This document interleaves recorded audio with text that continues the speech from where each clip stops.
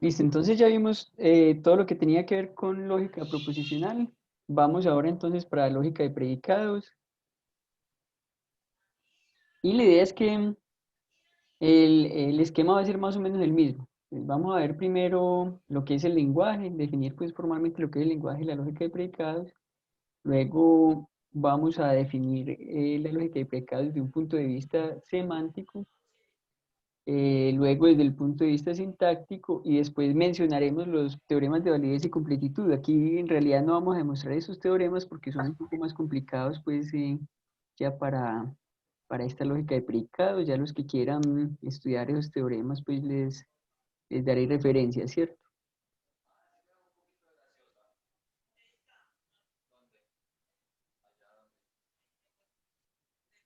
Ah, bueno, mire, aquí Juan Camilo hace una pregunta, es ¿cómo uno sabe que todos los elementos que tiene son suficientes para llegar a todas las verdades del sistema en el que uno está trabajando? Entonces, mire que eso es precisamente lo que nos dice el teorema de completitud. Por eso es como el nombre de completitud, es completo el sistema en el sentido que logra demostrar todo lo que es verdadero. Entonces, por un lado definimos la lógica desde el punto de vista semántico, y mire que siguiendo pues la intuición que nosotros tenemos de qué es una consecuencia lógica, ¿cierto? Estamos formalizando una consecuencia lógica en sentido de valores de verdad. Eh, en una fórmula es deducible de otras semánticamente si la verdad de ese conjunto de fórmulas lleva a la otra fórmula, ¿cierto? Y mire que eso lo definimos pues, esa definición semántica está como mucho más guiada por la intuición que la sintáctica, ¿cierto? Pero en el sistema sintáctico, cuando mostramos completitud, ya mostramos precisamente que podemos, pues no solamente que, pues el de validez nos dice, solamente vamos a demostrar cosas que son válidas, ¿cierto? Y el de completitud nos dice que todo lo que es válido lo vamos a poder demostrar, ¿cierto?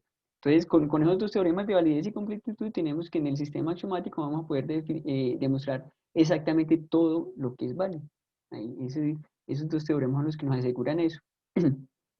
En el caso aquí de la lógica de predicados, también existen teoremas de validez y completitud, pero como les digo, ya como esos son un poco más complicados, ya se deja pues como para que los que estén interesados lo estudien. Ya sería pues estudiar esos teoremas, de pronto un curso más de teoría de modelos y cosas por el estilo. Entonces vamos a comenzar ahora con... Ah, bueno, Juan Camilo, sí, pues con eso y le resuelvo la duda o todavía tiene alguna duda ahí con respecto a eso.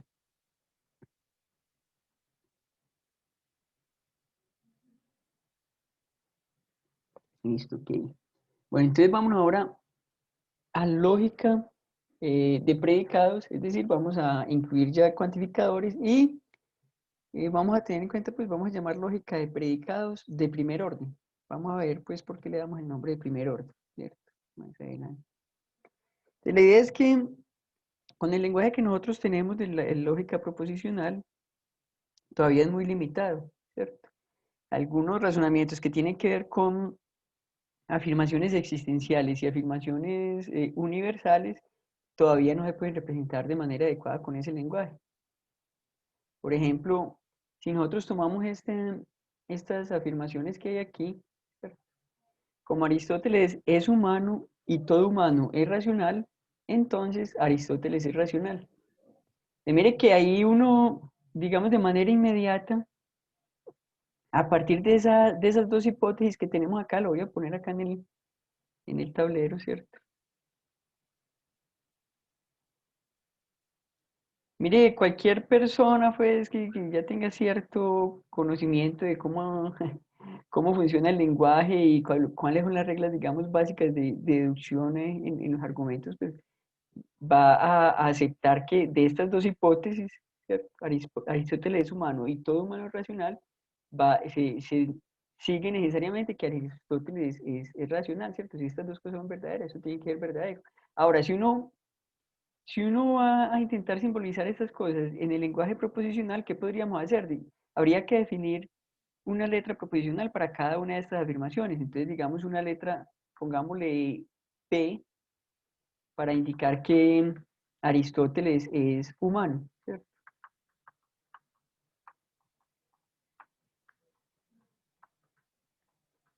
Esa sería como una afirmación. La otra digamos, CUP para afirmar que todo humano es racional, ¿cierto?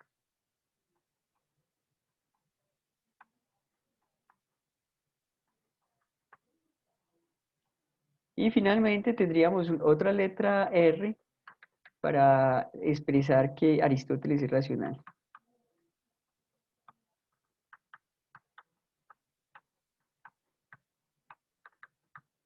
Entonces habría que hacer como un tipo de deducción de esta forma que sería, si tenemos P y también tenemos Q, de ahí podemos deducir a R.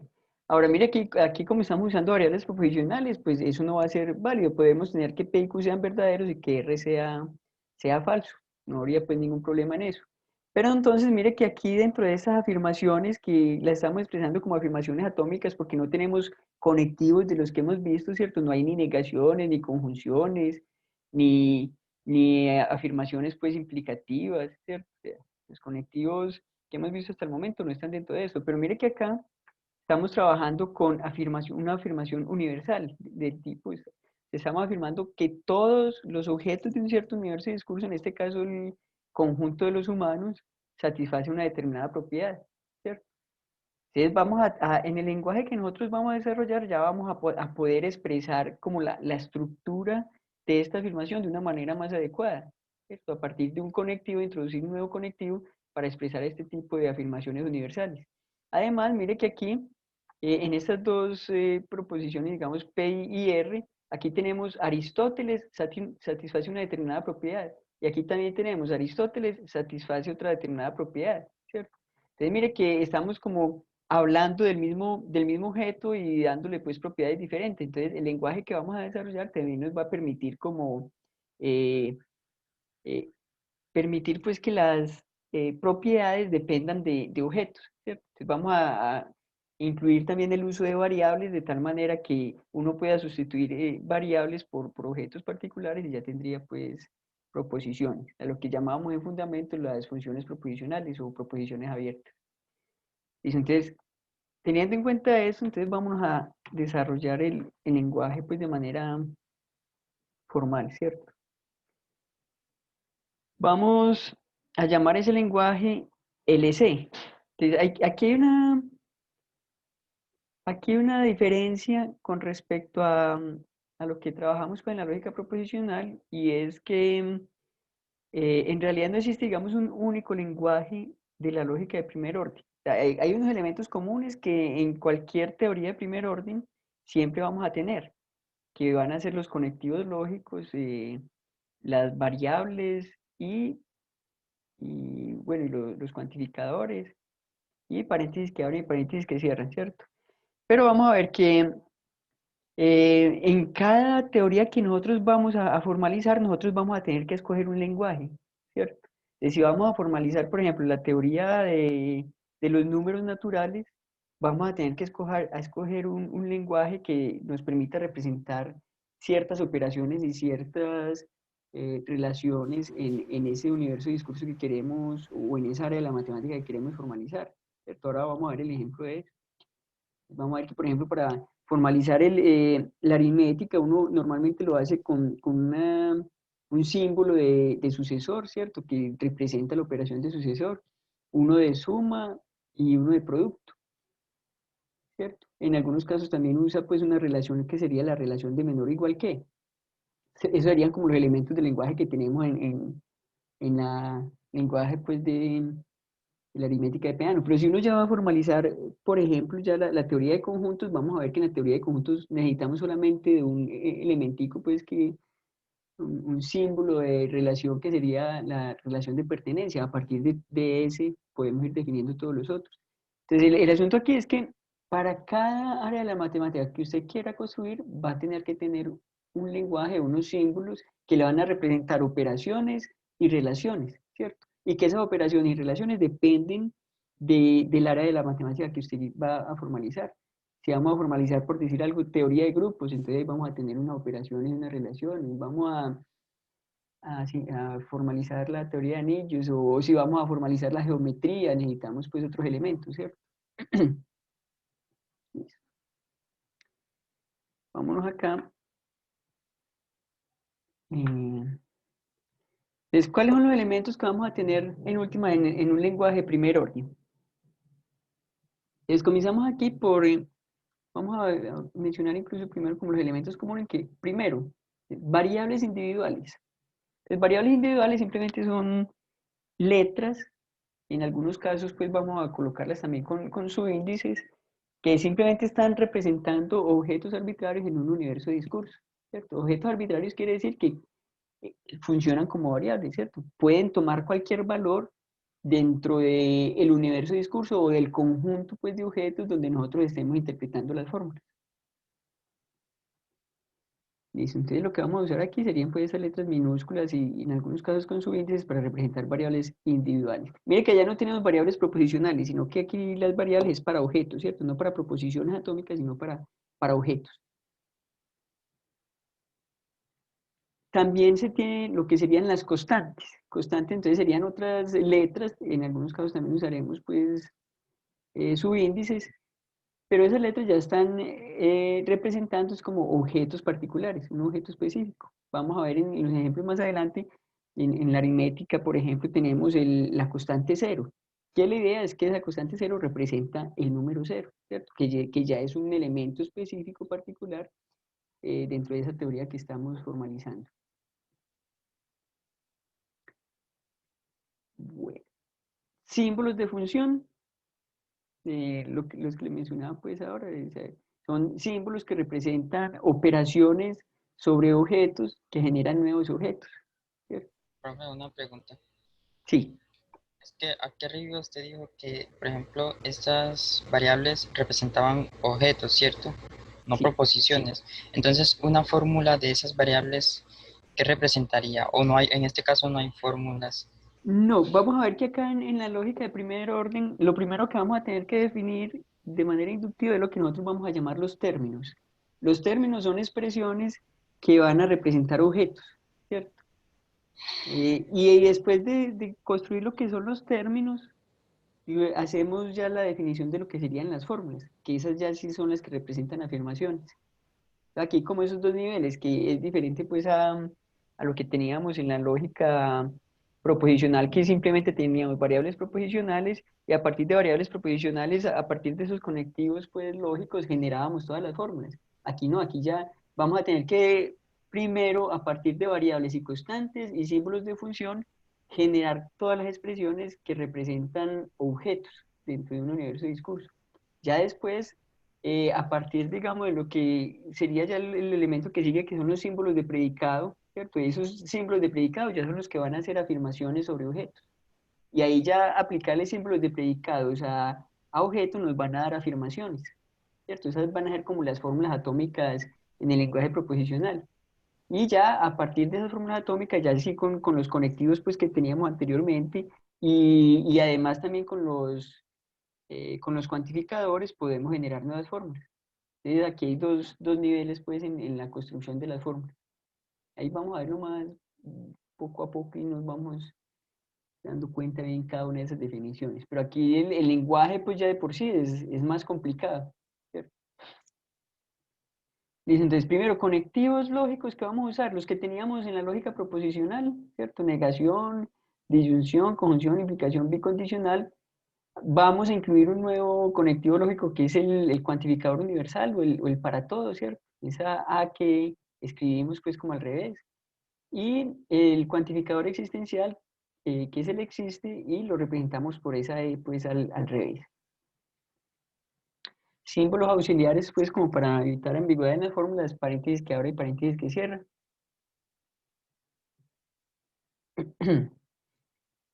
Esos son los elementos comunes. En cualquier lenguaje de primer orden vamos a tener siempre todos esos mismos elementos, ¿cierto? Ah, perdona, esos son todos los elementos del lenguaje porque aquí tenemos símbolos de función y símbolos de predicado y símbolos de constante. Entonces, aquí vamos a hacer mención. Hay algunos elementos que son comunes a cualquier teoría. ¿Cuáles son esos elementos? Eh, bueno, aquí están los que no son comunes. Los que no son comunes, sino que dependen de la teoría, son lo que serían las constantes, los símbolos de función y los símbolos de predicado. Esos elementos se escogen de acuerdo a la teoría que uno quiere formalizar. Los otros elementos son todos comunes, es decir, siempre los conectivos lógicos van a ser los mismos, ¿cierto? Las variables también podemos trabajar con las mismas variables en cualquier teoría. Y listo. Esos serían como los elementos comunes. De lo que nosotros vamos a hacer de aquí pues, en adelante es ver como las reglas lógicas que valen en cualquier teoría, no en una teoría particular, sino que las leyes lógicas que aplican en cualquier área pues, de la matemática. O sea, las leyes que son comunes a los cuantificadores, pues sobre todo, que son los nuevos elementos que tenemos aquí, eh, en cualquier teoría matemática que uno esté trabajando, ¿cierto? O sea, aquí como un ejemplo de lenguaje de primer orden, tenemos el que les había mencionado ahora, que es el lenguaje de la aritmética. Aquí lo estoy, pues está denotando por LP. P sería pues como de peano, ¿cierto? Aritmética de peano. ¿Sí? Son los símbolos que se usan en la formalización de la aritmética. La formalización pues que se le atribuye a peano. Y la idea es que, mire, que aquí tenemos es un conjunto de símbolos. Acá en el lenguaje de primer orden nosotros especificamos solamente los elementos que no son comunes, porque ¿para qué vamos a especificar los que son comunes y siempre son los mismos, ¿cierto? Especificamos solamente lo que son las constantes, símbolos de función y símbolos de predicado. En este caso, entonces, para cada uno de los símbolos que tenemos aquí, estamos especificando qué tipo de símbolo es, ¿cierto? Estamos diciendo que ese símbolo S que metemos aquí, la idea es que ese símbolo es un símbolo de función de aridad 1, ¿cierto? Es decir, es un símbolo que aplicado a un objeto produce otro objeto. La idea intuitiva de ese símbolo es que ese símbolo, o sea, la interpretación intuitiva sería la operación de sucesor, ¿cierto? Lo que le llaman pues la interpretación intencional, o sea, la intención de Peano cuando metió ese símbolo S es que ese símbolo representara la operación de sucesor, ¿cierto? Y ahí sumarle un elemento, listo. Ahora, tenemos esos otros dos símbolos que son el más y el punto.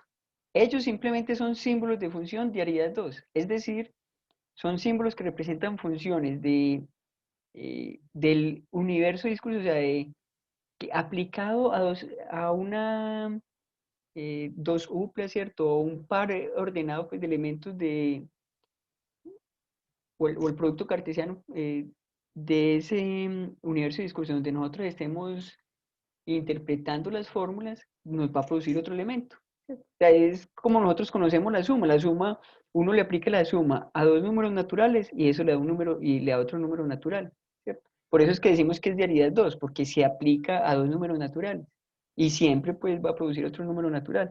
Lo mismo con el producto, ¿cierto?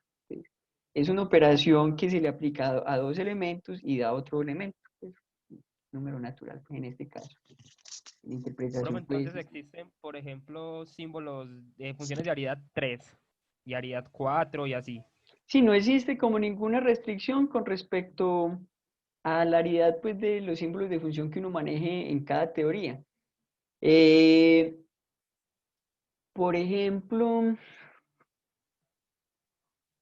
pues aquí en esta teoría matemática, no, pero un ejemplo puede ser en que en geometría. En geometría uno puede manejar, por ejemplo, un símbolo de relación ternario y es pero bueno, aquí no sería ese no sería de función, sino de relación, que sería que nos indica que un punto está entre otros dos puntos, ¿cierto? Ya vamos a ver que también los símbolos de relación también tienen asociada una aridad. Listo. En este caso, digamos, la igualdad y el menor igual que en este lenguaje serían símbolos de predicado de aridad 2. Es como una relación que se aplica a dos elementos y que a dos elementos, los dos elementos particulares que se tome puede ser verdadera o puede ser falsa. Entonces, aquí, digamos, en la geometría podríamos tener un símbolo de relación de aridad 3 que sería que un punto esté entre otros dos puntos. Ese sería un ejemplo. Ahora, un símbolo de función de aridad 3, ¿qué podríamos tomar?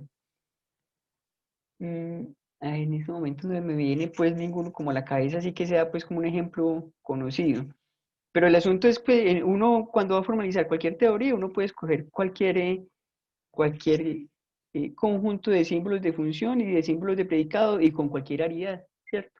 Normalmente en matemáticas son más usuales las operaciones binarias y las operaciones unarias. ¿Por qué? Porque en últimas cualquier operación que sea de aridad mayor a 2, uno la podría en últimas reducir o podría definirla de manera alternativa con operaciones de aridad 2, ¿cierto? Normalmente uno trabaja con operaciones binarias, pero no existe ninguna restricción, uno podría tener operaciones ternarias sin ningún problema, ¿cierto? Bueno, y acá el último símbolo que tenemos es un símbolo de constante que es el 0. Entonces mire que aquí es simplemente un símbolo, ¿cierto? Es un circulito. Ahora, la interpretación que nosotros le vamos a dar a ese símbolo ya va a depender de lo que vamos a definir más adelante, que en cada modelo nosotros vamos a tener que interpretar cada uno de estos símbolos, ¿cierto? ¿Me iban a hacer alguna otra pregunta?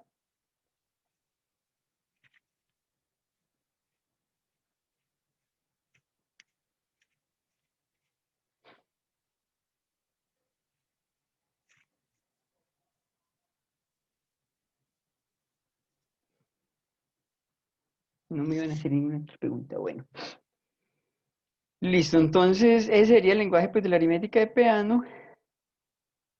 Tenemos aquí otro ejemplo que sería el lenguaje de la teoría de conjuntos. En la teoría de conjuntos solamente vamos a manejar estos dos símbolos, el igual y el existe, ¿cierto? Ambos son símbolos de relación de aridades 2, que aplicados a conjuntos, eso pues o va a ser cierto o va a ser falso, ¿cierto? Mire que y ustedes pueden preguntarse, pero ¿y qué pasa entonces con las operaciones de conjuntos? Con intersección, con unión, con diferencia de conjuntos, ¿cierto? Con complemento, un montón de operaciones que tenemos en conjuntos. Como, de aquí, ¿qué vamos a formalizar nosotros si no tenemos esas operaciones? Vamos a ver que solamente como a partir de estos dos símbolos de relación y los axiomas que nosotros vamos a definir en la teoría de conjuntos, uno puede ir definiendo poco a poco todas esas operaciones, ¿cierto? Como la puede ir definiendo con base en los teoremas que va mostrando y solamente estos dos símbolos, entonces no es necesario meter más símbolos, ¿cierto? Bueno, vamos aquí entonces a definir entonces lo que sería primero los términos, que es lo que le mencionaba pues anteriormente, que van a ser expresiones que representan objetos dentro de la teoría, ¿cierto? No representan afirmaciones, sino objetos. Entonces, ¿cuáles expresiones van a representar objetos? Entonces, primero, cualquier variable o cualquier constante que usted toma del lenguaje que está considerando, pues de primer orden, esos van a ser como los términos atómicos, ¿cierto? Los términos más simples. Entonces, estarían representando entonces o objetos arbitrarios o objetos particulares dentro de un universo de discurso. ¿Listo? Esos son los términos atómicos. Ahora, si usted a n términos le aplica un símbolo de función de aridad de n, ¿cierto? Donde ese símbolo de función pues sería un elemento también del lenguaje, un símbolo del lenguaje. Entonces eso le va a generar otro término, ¿cierto? Es decir, es como que usted una operación de aridad de n se le aplica a n objetos, eso le da otro objeto, ¿cierto? Esa es la idea. Y esas son las únicas reglas pues que nos permiten generar términos. Entonces, el conjunto de términos está definido recursivamente a partir de esas dos reglas, ¿cierto?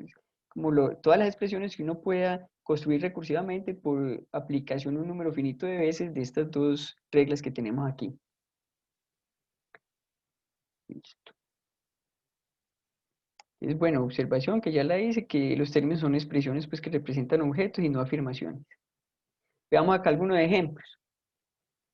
Entonces, tenemos aquí en el lenguaje, mire que siempre que vamos a hacer los ejemplos tenemos que pues, mencionar en qué lenguaje nosotros estamos trabajando. Todos los ejemplos que yo tengo aquí construidos pues, o son en el lenguaje de la aritmética de Peano, pues la mayoría en realidad son en el lenguaje de la aritmética de Peano y algunos otros pues en teoría de conjuntos. Son los dos lenguajes que voy a continuar usando en todos los ejemplos. Y en esta primera parte pues, de lógica vamos a trabajar inclusive más los ejemplos con cosas numéricas que nosotros conocemos un poco mejor. Ya después cuando entremos a la parte de teoría de conjuntos, ya ahí sí nos toca trabajar con lenguaje pues, de ZF, pues, de la teoría de conjuntos que acabamos de ver, ¿cierto? O sea, aquí el cero es un término. ¿Por qué? Porque en este caso sería por ser un elemento del lenguaje que es una constante, ¿cierto? Esa es una constante. Vamos a pasar estos otros dos allá para verlo cómo los vamos generando pues de manera inductiva. Voy a pasar aquí.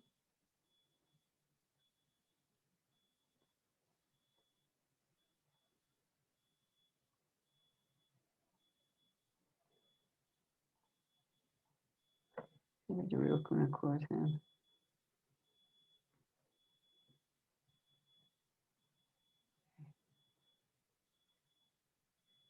Entonces, mira, tenemos aquí 0 pertenece al conjunto de términos por ser una constante. Vamos a tener, entonces, como vamos a justificar pongámosle estos numeritos para referirnos a ellos. Pongámosle este 2 y este 3, ¿cierto? Vamos a justificar el 2.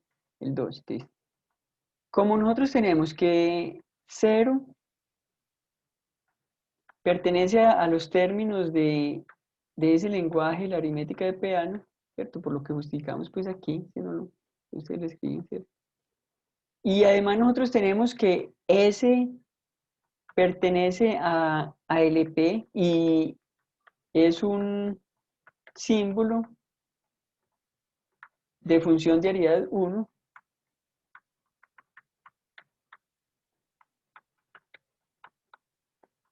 Entonces, S aplicado a 0 también pertenece a términos de LP, ¿cierto? Le aplicamos un símbolo de función de aridad 1 a un término de un término. Ahora, aquí le estaríamos aplicando la suma que dijimos que es un símbolo de aridad 2 a dos términos, ¿cierto? Que eso también nos va a dar un término. Y aquí sería como S de 0 pertenece pues a términos del EP y 0 también, ¿cierto? S de 0 y 0 pertenecen a términos de LP, ¿cierto? Y tenemos también entonces que la suma es un símbolo que tenemos en este lenguaje y es símbolo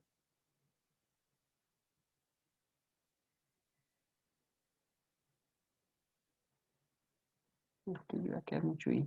Y es símbolo de función de aridad 2.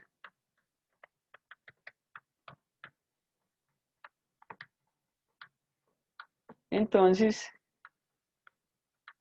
¿qué tendríamos? Ese símbolo de función de aridad 2 aplicado a esos dos términos nos va a dar un nuevo término, ¿cierto?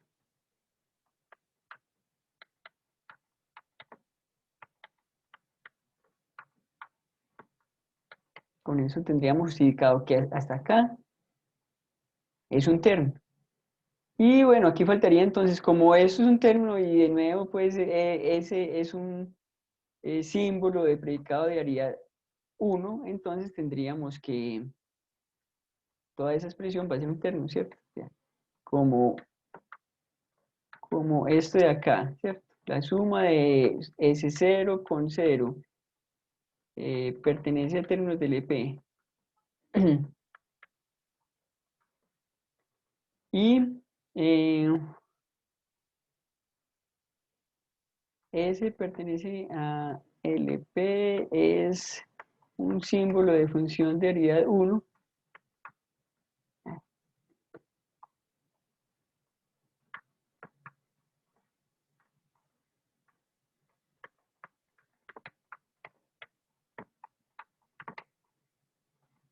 Entonces, ¿qué tendríamos? Tendríamos que el sucesor aplicado a ese término nos va a dar un término.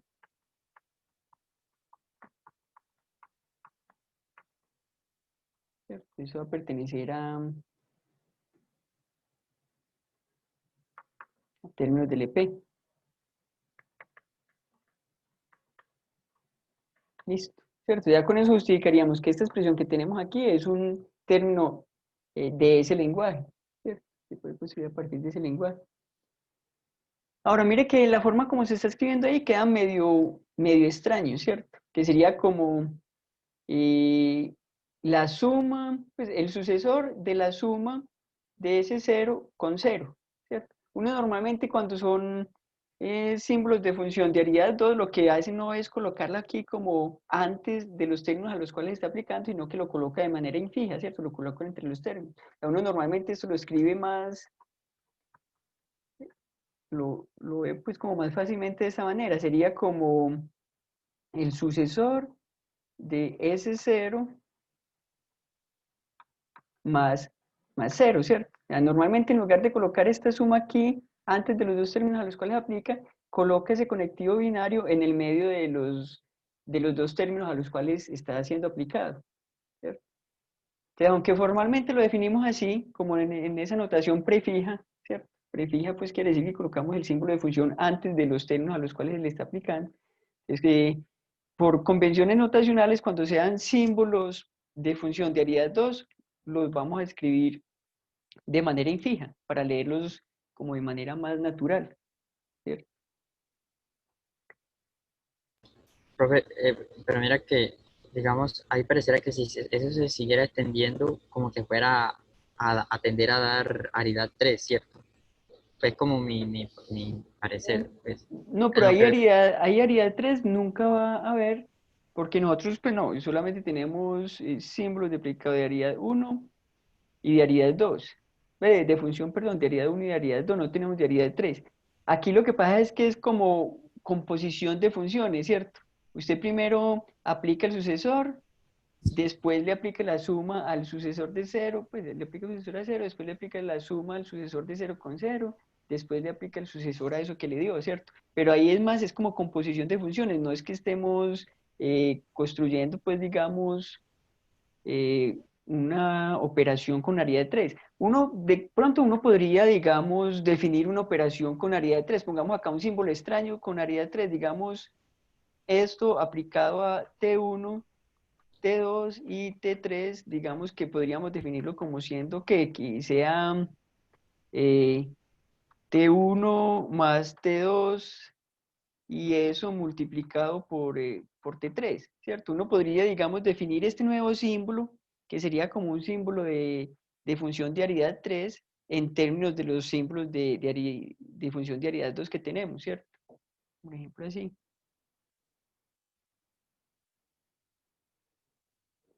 ¿cierto?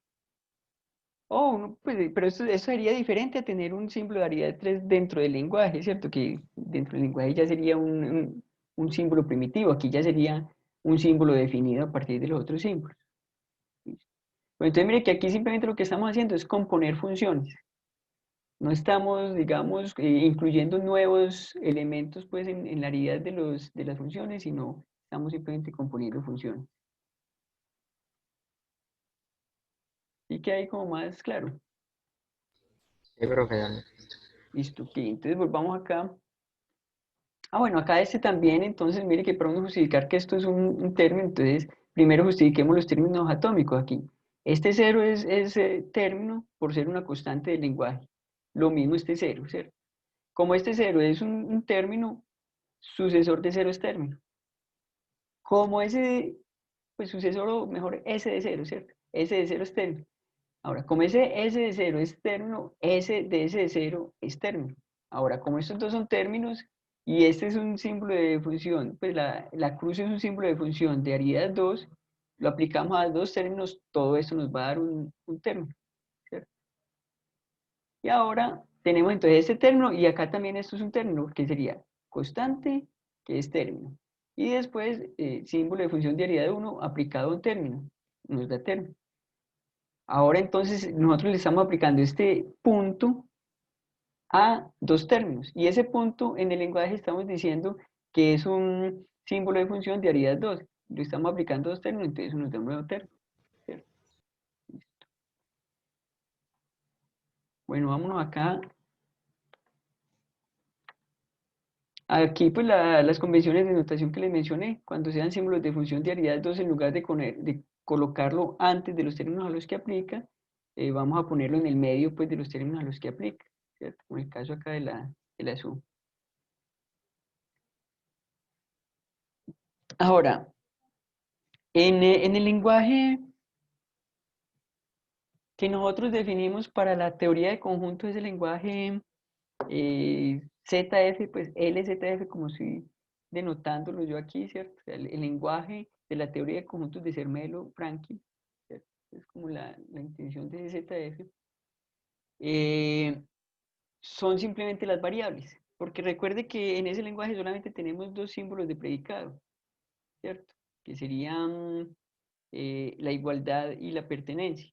No tenemos ningún símbolo de constante y tampoco tenemos símbolos de función.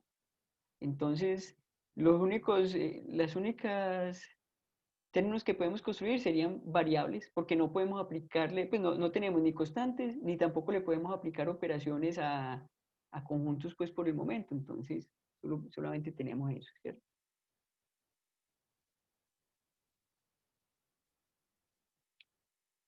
Listo.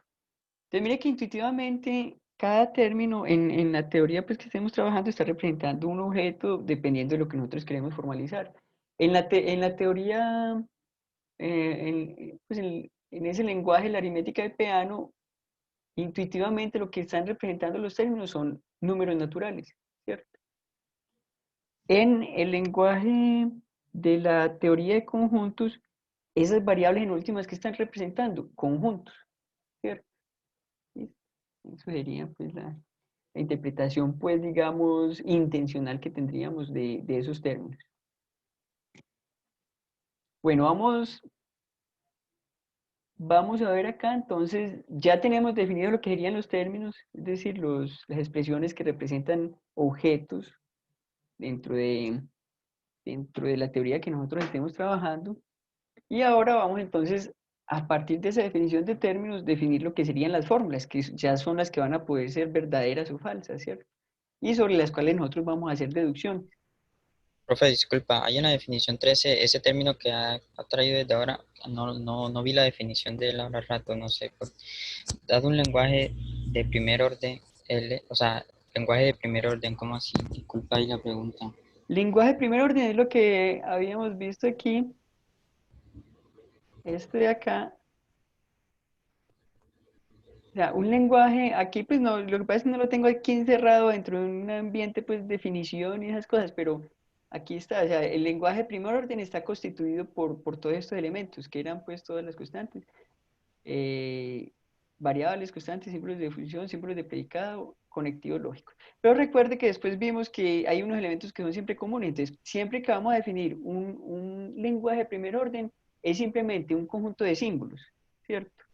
Y cada uno de esos símbolos necesitamos especificar si es un símbolo de constante, si es un símbolo de función o si es un símbolo de predicado, ¿cierto? Eso es lo que sería un lenguaje de primer orden. Y aquí los ejemplos pues, que colocamos serían pues, el lenguaje de la aritmética de Peano, que aquí tendríamos que ese lenguaje es simplemente este conjunto de símbolos, ¿cierto?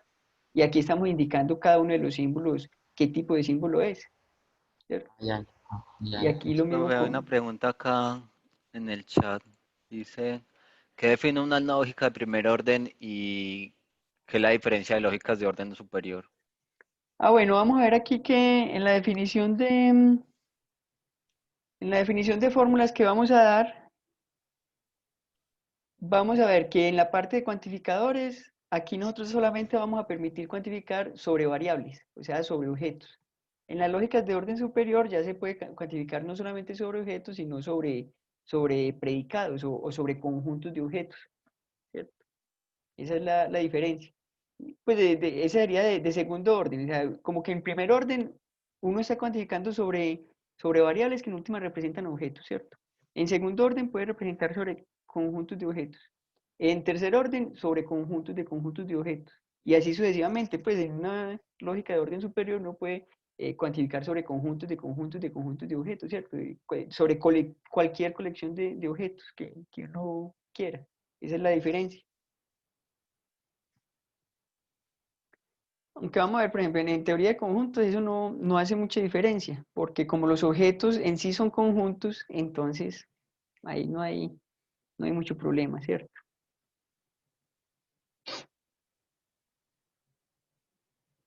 Bueno, sí que ahí como claro. Pues no sé, eso lo preguntó alguien del chat. Y Juan Camilo, sí le quedó claro. Sí, señor, muchas gracias. Listo, ok. Bueno, entonces vamos a ver acá la definición ya de lo que son las fórmulas, ¿cierto? O sea, las afirmaciones, las expresiones que van a representar afirmaciones. Aquí, ¿qué tenemos entonces? Primero tomemos mire que todas las definiciones las tenemos que tomar con base en un lenguaje de primer orden, ¿cierto? Sin embargo, estamos haciendo las definiciones de manera general, ¿cierto? Independientemente de cuál sea ese lenguaje de primer orden, la manera de construir las fórmulas es como lo vamos a definir aquí, ¿cierto?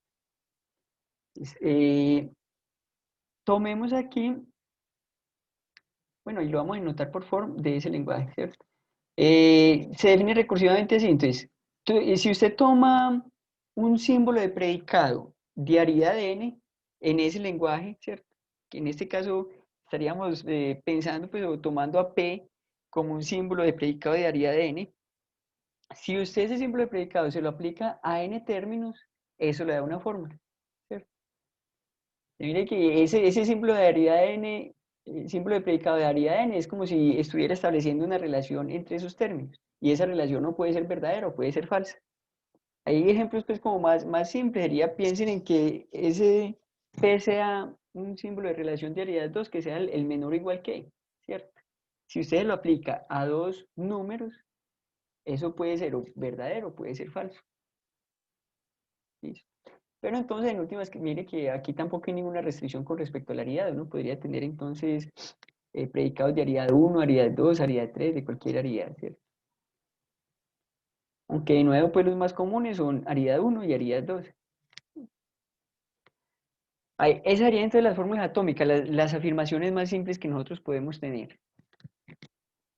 Ahí ya con esos términos atómicos ya extendemos las fórmulas a partir de aplicarle conectivos lógicos, ¿cierto? Si usted tiene una fórmula y le aplica la negación, eso le da una fórmula. O si tiene dos fórmulas alfa y beta y les aplica cualquiera de estos conectivos binarios de yunción, conjunción o implicación, eso le da una fórmula o bicondicional, ¿cierto? O también si tiene una fórmula y cuantifica universalmente, ¿cierto? Si le antepone el para todo x, aquí donde x es una variable y pues cualquiera, ¿cierto? Y pues cuantifica universalmente sobre esa fórmula, eso le da otra fórmula. O lo mismo si cuantifica insistencialmente sobre cualquier variable, también eso le va a dar una fórmula, ¿cierto? O sea, si tenemos fórmulas, una fórmula alfa y cuantificamos universal o existencialmente sobre una variable, entonces es una fórmula. Recuerden entonces que por eso es que la llamamos lenguaje de primer orden, porque la cuantificación solamente se admite sobre variables, ¿cierto? O sea, lo que hay después de un para todo y un existe, tiene que ser una variable. Y esas ya son las que llamamos fórmulas compuestas. Ahora, mire que acá en este primer paso, ya los términos que nosotros construyamos y las fórmulas atómicas que nosotros construyamos van a depender del lenguaje donde nosotros estemos trabajando, ¿cierto? Es decir, de los símbolos de constante y de fusión, depende cuáles son los términos que nosotros podemos construir, y de los símbolos de predicado, depende pues cuáles serían entonces las proposiciones atómicas que nosotros podemos hacer sobre esos términos, ¿cierto? Listo, esas son las únicas dos reglas que tenemos para construir fórmulas. De nuevo, fórmulas, entonces ya las fórmulas sí son expresiones que representan pues sentencias o funciones sentenciales sobre un universo de discurso. Vamos a ver ahora la diferencia, pues aquí vamos a ver que en las fórmulas nosotros vamos a poder tener lo que llama variables libres, ¿cierto? Recuerde, nosotros decíamos, cuando en una afirmación uno tiene que esa afirmación depende de variables, la llamábamos como funciones proposicionales, eso es lo que estaría llamando aquí funciones sentenciales. Aquí le estamos dando otro nombre. Y ya las que no tienen variables libres se llaman sentencias. Pero vamos a ir definiendo eso poco a poco. Aquí entonces hay ejemplos de fórmulas dentro del lenguaje de la aritmética de Peano, ¿cierto? Entonces vamos a poner eso aquí, vamos a ver cómo justificamos pues como fórmulas a partir pues como de cada uno de esos pasitos que vimos en la definición.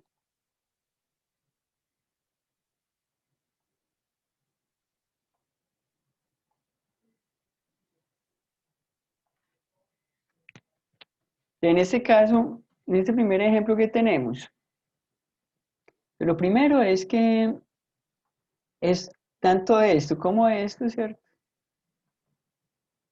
O sea, tanto el 0 como x son términos, ¿cierto? Vamos a poner aquí como 0 y x pertenecen a los términos de ese lenguaje, la aritmética de Peano, en el caso del 0 por ser una constante y en el caso de x por ser una variable, ¿cierto? Ambos serían en este caso términos atómicos. Pero independiente pues de si son términos atómicos o no, la idea es que tenemos dos términos. Y tenemos que ese símbolo menor o igual que es un elemento que pertenece al lenguaje de la aritmética de Peano, es un símbolo de predicado de aridad 2. Entonces, si le aplicamos ese símbolo de predicado a esos dos términos, eso nos da una fórmula atómica. Es que tendríamos que este menor o igual que aplicado a 0 y x pertenece a fórmulas de ese lenguaje de la aritmética de Peano, ¿cierto? Ahora mire que aquí lo estoy escribiendo conforme lo tenemos en la definición, ¿cierto? Mire que en la definición nosotros tenemos ese símbolo de predicado, abre paréntesis, cierra paréntesis, y aquí adentro todos los términos a los cuales aplica ese término de predicado, ¿cierto? Pero de manera análoga a como lo hicimos con los símbolos de función de aridad 2, cuando tengamos símbolos de predicado de aridad 2, en lugar de colocarlo en esta notación prefija que tenemos aquí, lo vamos a escribir en notación infija, ¿cierto? Vamos a colocar el símbolo de predicado binario en el medio de los dos términos al cual está aplicando, que es como una manera que nosotros eh, usamos pues como con mayor naturalidad, ¿cierto? Es una manera más usual de denotar eso, ¿cierto? ¿Listo? Lo que pasa es que, mire, si uno va a hacer una definición general de lo que serían, de lo que son las fórmulas atómicas, como nosotros no estamos restringiendo la aridad, sino que puede ser de aridad 1, aridad 2, aridad 3, aridad 4, piensen si fuera símbolos de predicado de aridad 3, ya ahí esa notación pues infija no funciona muy bien, ¿cierto? Entonces, por eso es que no se hace así, sino que se hace la definición formal como siendo una notación prefija, que ahí sí es estándar y para cualquier aridad. Listo, pero entonces por convención nosotros pasamos de acá a acá sin ningún problema. Ahora, como ya tenemos entonces que esto es fórmula,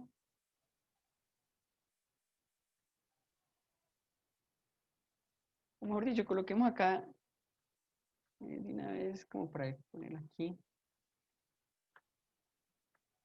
Por convenciones de notación,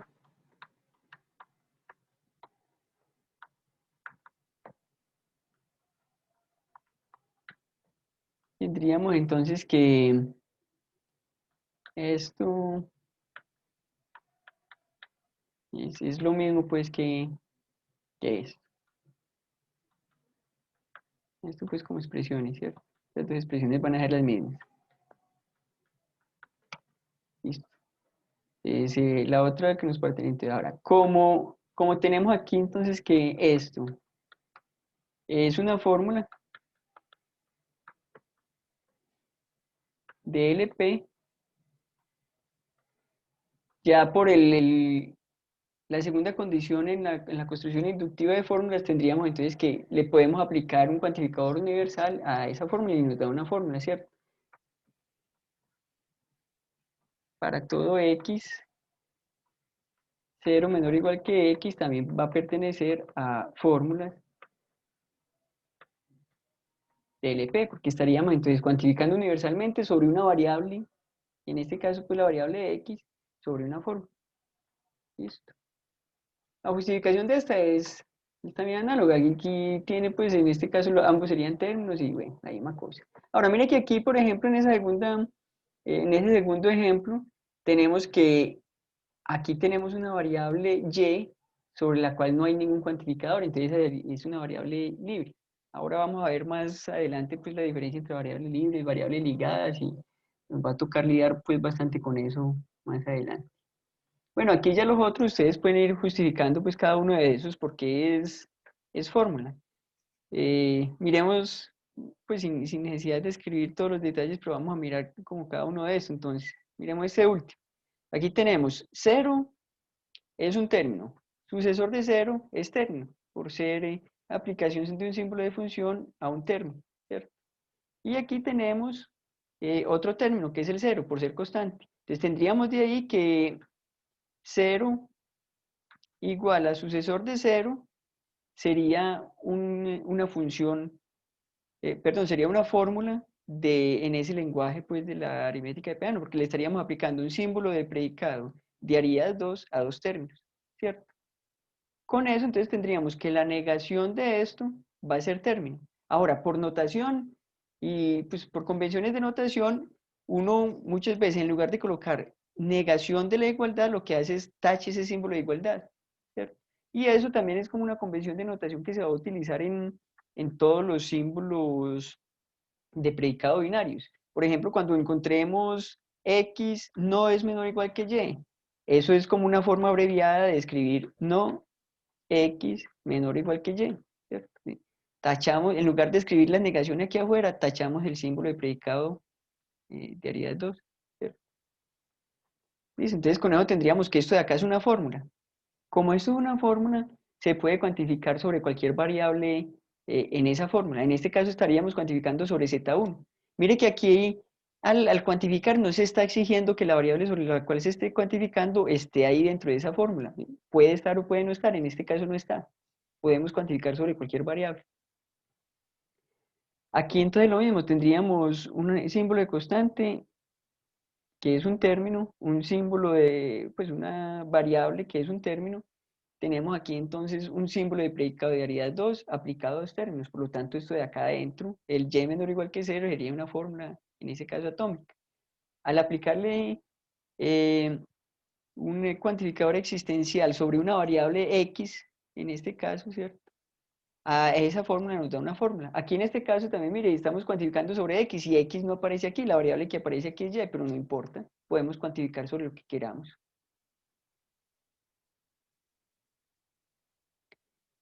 Bueno, entonces, esos son como los ejemplitos de expresiones que serían fórmulas. Vamos a seguir entonces con las diapositivas.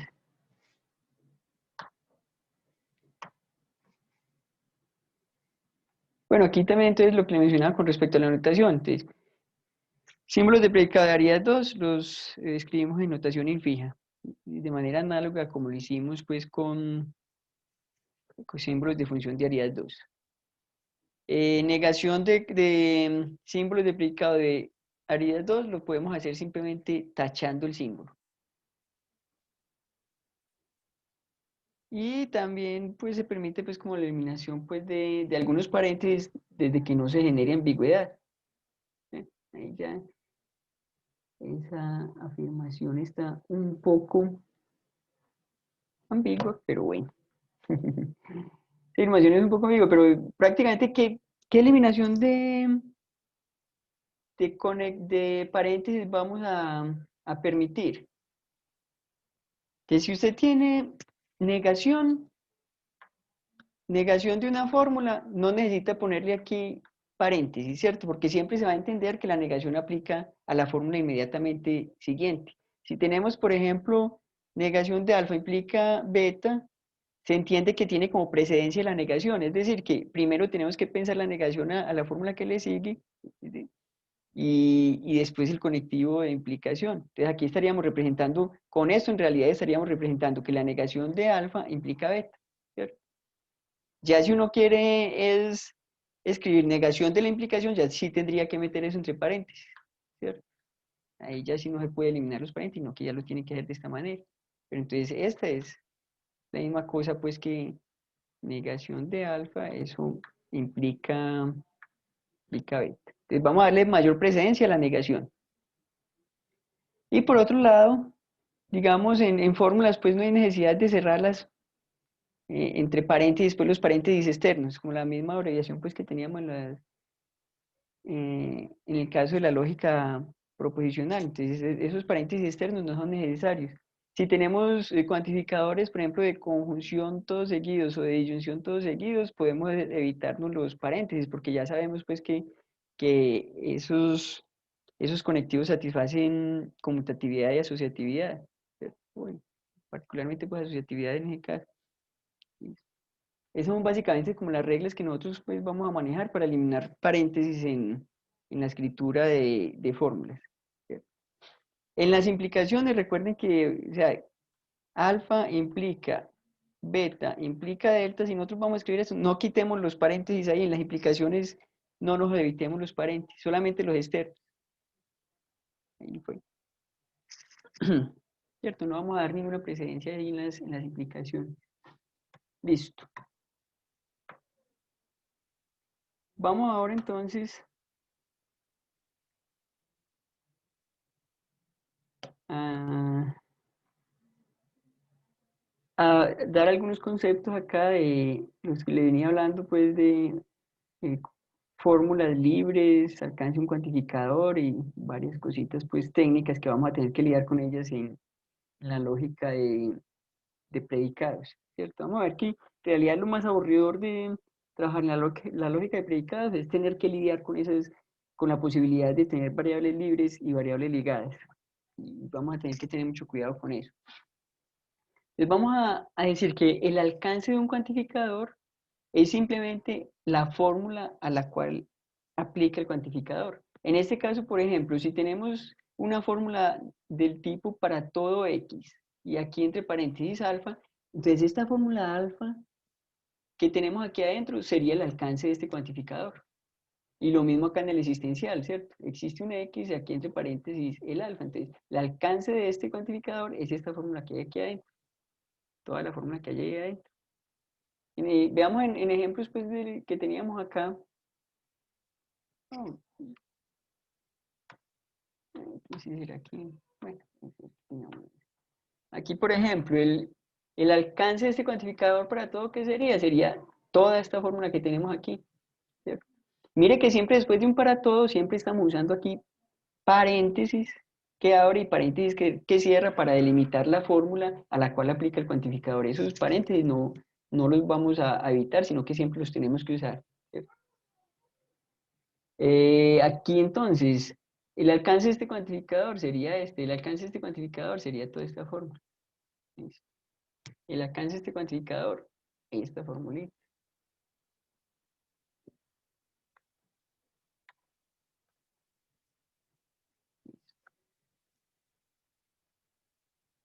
Y aquí vamos a dar estas otras definiciones. Entonces, tenemos una ocurrencia de una variable W en una fórmula alfa es ligada o acotada si esa variable está inmediatamente a la derecha de para todo o del existe. Es decir, si esa variable es la variable por la cual se está cuantificando o si está en el alcance de un cuantificador, ¿cierto?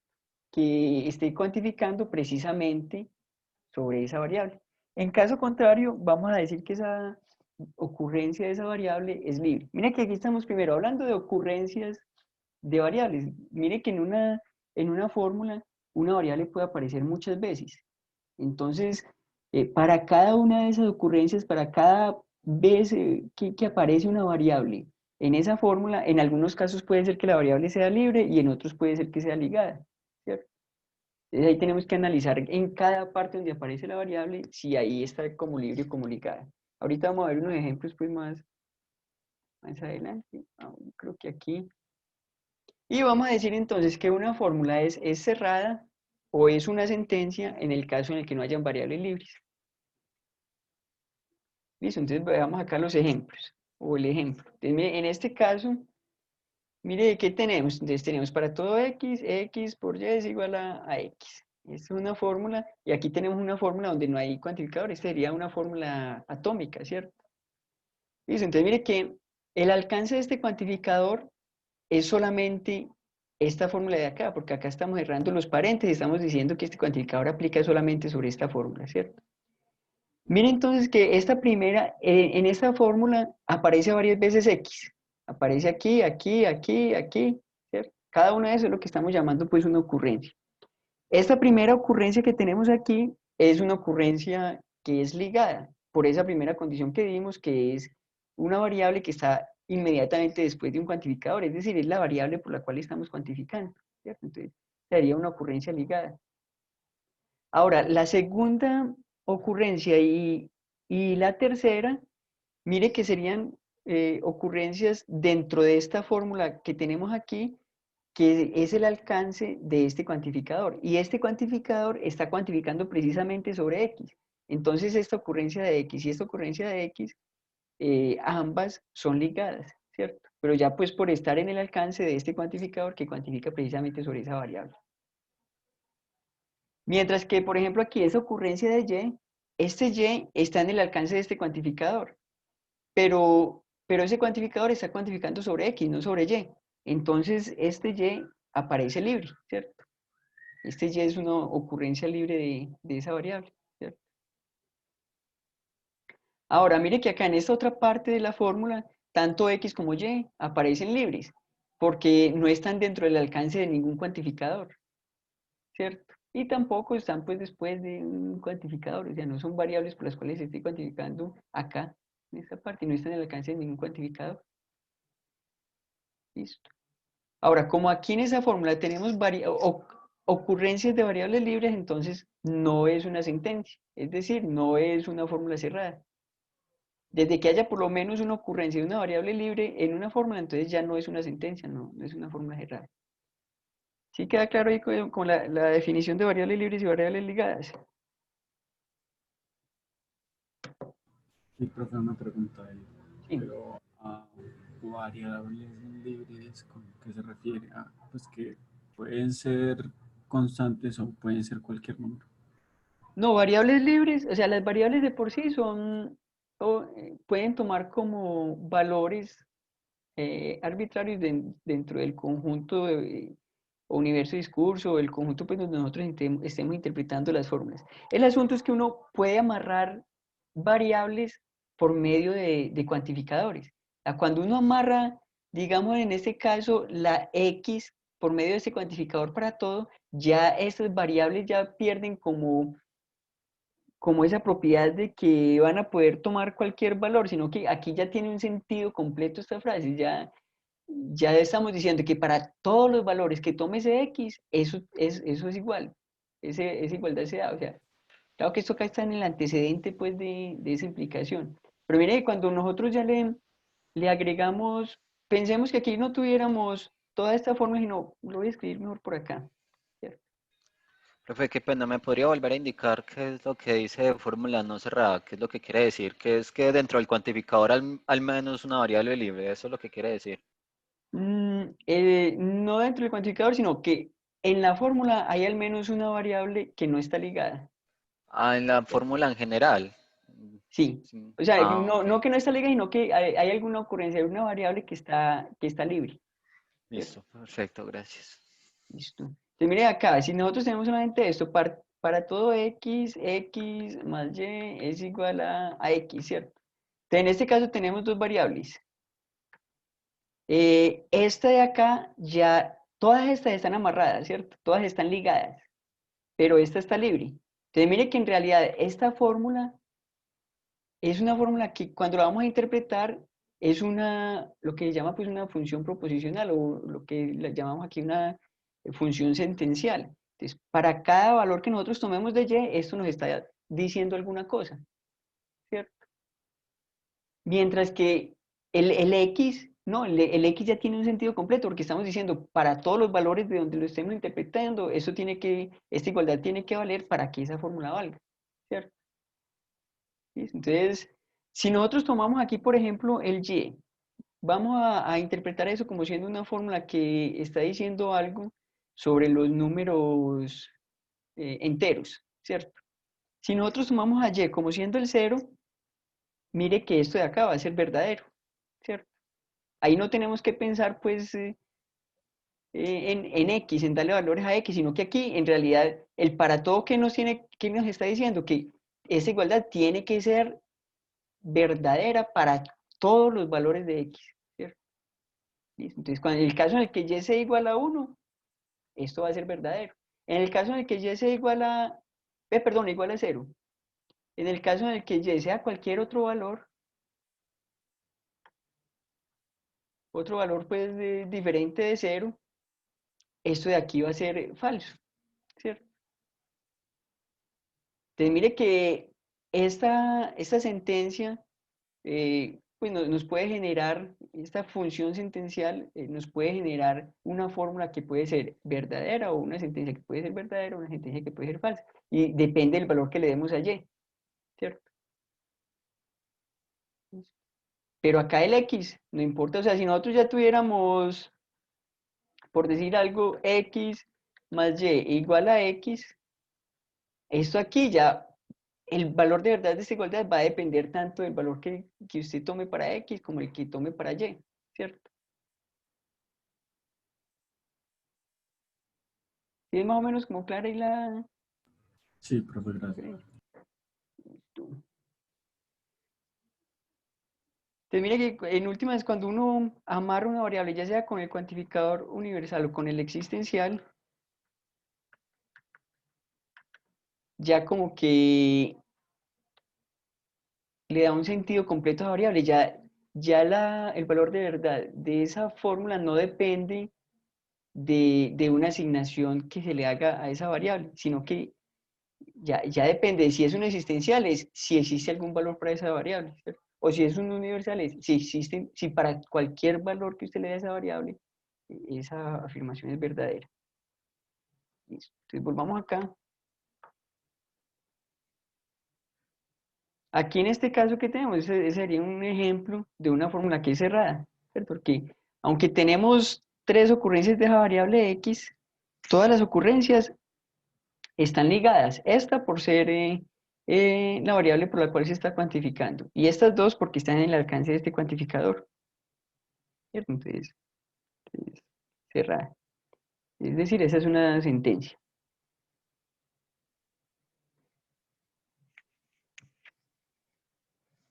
Listo. Entonces, vamos ahora a definir aquí lo que se llama, pues, es una notación, ¿cierto? Entonces, si nosotros tenemos estos n términos, aquí también estamos, pues, trabajando sobre un lenguaje, pues, de primer orden arbitrario, L, ¿cierto? Entonces, tenemos estos n términos y tenemos una fórmula alfa. La idea es que en esa fórmula vamos a representar cómo sería la sustitución de variables por términos dentro de esa fórmula, ¿cierto? Si nosotros colocamos aquí alfa y colocamos esto entre paréntesis, ¿cierto? Ya colocamos T1, esta raya aquí W1 y así sucesivamente hasta Tn, raya Wn.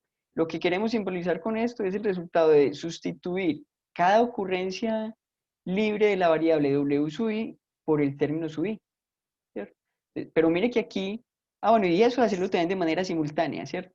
No hacer una sustitución de una variable por un término, después de otra variable por otro término y así sucesivamente, sino hacer todas al mismo tiempo. Lo mismo que hacíamos en la sustitución, pues en sustitución uniforme en las fórmulas proposicionales, ¿cierto? Sustitución simultánea. Listo. Entonces, hay que tener en cuenta que la sustitución solamente se hace en las ocurrencias libres de la variable, ¿cierto? En las ocurrencias ligadas no las vamos a cambiar, porque esas ya están amarradas, ¿cierto? Ya no funcionan como variables, sino que ya están amarradas. Veamos acá unos ejemplos, pues un ejemplo. Aquí vamos a ir con la fórmula que teníamos anteriormente, donde vimos pues que hay varias ocurrencias de X, algunas de ellas aparecen ligadas y otras libres, ¿cierto? Esta aparece libre y las otras ligadas. Mientras que hay varias ocurrencias también pues de Y y todas las ocurrencias de Y están libres, tanto aquí como aquí está libre. Entonces vamos a ver lo que sería aquí, en esa fórmula alfa vamos a sustituir X por este término que es S de 0. A Y lo vamos a sustituir por este término que es Z más S de 0. Y a Z lo vamos a sustituir por S de 0. Lo primero es que mire que aquí, en esta fórmula ni siquiera tenemos Z, ¿cierto? Pero en esta denotación, pues no estamos exigiendo que las variables que estén aquí, las cuales estamos denotando como para posibles sustituciones, no estamos exigiendo que esté ahí. O sea, en el caso en el que esté y que aparezca libre, sustitúyela donde aparezca libre. Pero si no aparece, no hay problema. O si aparece en algunas partes ligada, no la cambie tampoco, ¿cierto? ¿Listo? Entonces, ¿qué es lo que vamos a hacer aquí? Entonces, primero, vamos, pero yo copio esto allí mejor para poder rayar allá.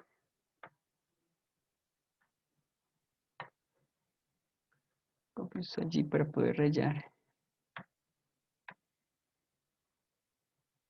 Mire que en este caso tenemos, lo primero que nos dice es X, cámbiala por S de 0, ¿cierto? De aquí vamos, este primer X no lo vamos a cambiar. ¿Por qué? Porque es una ocurrencia ligada, ¿cierto? Este segundo X tampoco lo vamos a cambiar, por la misma razón, porque es una ocurrencia ligada, que está en el alcance de este cuantificador. Este X tampoco lo vamos a cambiar porque es una ocurrencia ligada. Ahora, este sí es una ocurrencia libre de esa variable, entonces ese sí cambiemos. Entonces mire que aquí dejamos quieto este X, dejamos quieto este X y este X también lo dejamos quieto, ¿cierto? Pero este X lo cambiamos por el término que decía ahí en la sustitución.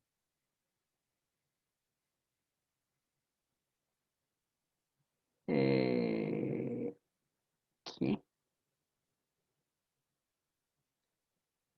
Ah, es solamente el S de 0, ¿cierto? Aquí cambiamos este X, lo cambiamos por S de 0, que es lo que nos está diciendo esta sustitución. La ocurrencia libre de X, cámbiala por el S de 0. Ahora, el Y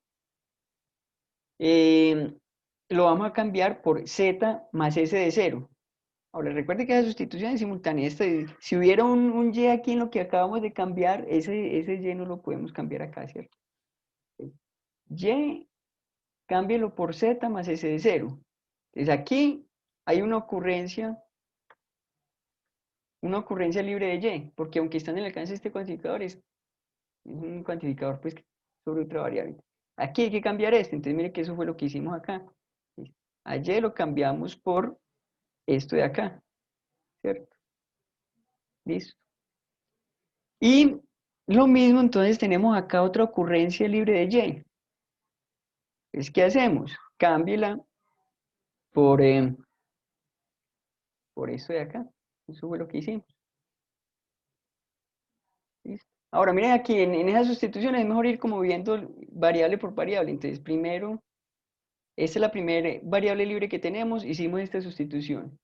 Todas estas están ligadas, bueno, esta es la segunda variable libre que encontramos, hagamos esta sustitución, que es la que nos dice aquí. Esta es la tercera ocurrencia libre de otra variable, hagamos esta sustitución, ¿cierto? Listo. De esa manera, sí, es la sustitución. Profe, yo tengo una pregunta. Por ejemplo, en el segundo ejemplo que aparece ahí, las nuevas X que están dentro del cuantificador ya serían ligadas. Sí, aquí todas estas X van a aparecer, Sí, pero van las a de aparecer afuera acá. sí son libres, ¿cierto? Estas dos van a ser libres, sí. Ah, perfecto. Entonces Muchas gracias, miremos, profe. ok, miremos ese ejemplo. Entonces, ahora pues después vamos a ver que en los axiomas van a haber algunas restricciones en cuanto a sustituciones. Cuando se generan nuevas variables ligadas hay problemas, ¿cierto? Pero por el momento con esa notación que tenemos de sustituciones es simplemente hacer esa sustitución, ¿cierto?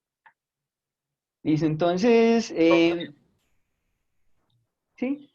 o sea, que en caso de que se quieran ligar esas otras variables, ¿habría que construir otro paréntesis y colocarle otra vez el cuantificador o solamente paréntesis? Pues una cosa podría pasar, pase este paréntesis para acá, ¿cierto? Podría pasar ese paréntesis para acá y ya quedarían ligadas, ¿cierto? O podría, pues ya depende de lo que quiera expresar, ¿cierto? O cuantifique aquí para todo X y cierre esto aquí, ¿cierto? Ya, Pero ya, esas ya. dos fórmulas, pues, si las liga de una forma o de otra fórmula, va a tener fórmulas que no son equivalentes. Bueno, entonces aquí volvamos entonces a esta formulita. Entonces, vamos a borrar esto de acá. Entonces, vamos a hacer las sustituciones que dice aquí. Aquí simplemente estamos diciendo que vamos a sustituir y por x, ¿cierto? Entonces, primera ocurrencia de y libre aquí, esta. Aquí la sustituimos por lo que decía que era x. Segunda ocurrencia de y libre aquí, la sustituimos por esta, ¿cierto? Listo. Ok. Listo. Vámonos entonces, vamos a seguir con esos conceptos. Ahora, vamos a definir cuándo un término es libre para una variable en una fórmula, ¿cierto? O cuándo no lo es. Entonces decimos, un término t es libre para la variable w en la fórmula alfa si al hacer usted la sustitución de las ocurrencias libres de w por t no se generan nuevas ocurrencias de variables ligadas, ¿cierto? Entonces mire que en el ejemplo que nosotros vimos anteriormente, en este de acá, al hacer la sustitución de y por x, se generaron nuevas ocurrencias de variables ligadas. Mire que esta x que pusimos aquí, al sustituirlo por x, ya comienza a ser ligada por este para todo, ¿cierto? Entonces ahí se generó una nueva ocurrencia de x ligada. Por lo tanto, entonces en ese caso, ¿qué decimos? Ese término x no es libre para y en esa fórmula alfa, ¿cierto?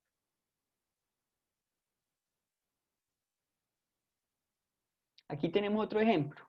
Entonces, vamos a tomar esta fórmula de acá, ¿cierto? Aquí tenemos entonces cuantificación sobre x, tenemos acá esta igualdad, y aquí tenemos la otra parte de la fórmula no está cuantificada. Entonces mire que aquí, vamos a hacer este ejemplo por acá.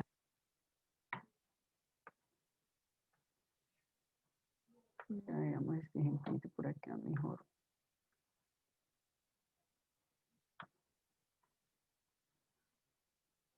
Entonces, ¿qué nos dice acá?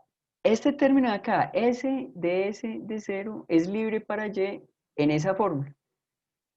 ¿Eso qué quiere decir? Entonces, al hacer sustitución de las ocurrencias libres de y por ese término en esa fórmula, no se van a generar nuevas variables ligadas. ¿Sí? Claro que no se van a generar nuevas variables ligadas, porque acá en este término ni siquiera tenemos variables, entonces no va a poder generar nuevas variables ligadas. Pero miremos que acá, digamos, en este, pongámosle acá 1, ¿cierto? ¿Qué tendríamos? Alfa sustituyendo a y por este término de acá, s de s de 0, ¿qué nos va a dar? Nos daría para todo x, punto sucesor de 0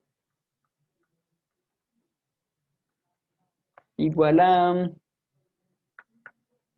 a x, o este sería el y que es el que estamos sustituyendo también, sería sucesor de 0 es diferente de sucesor de 0. Profe, ¿y no le faltó poner la variable que va a sustituir?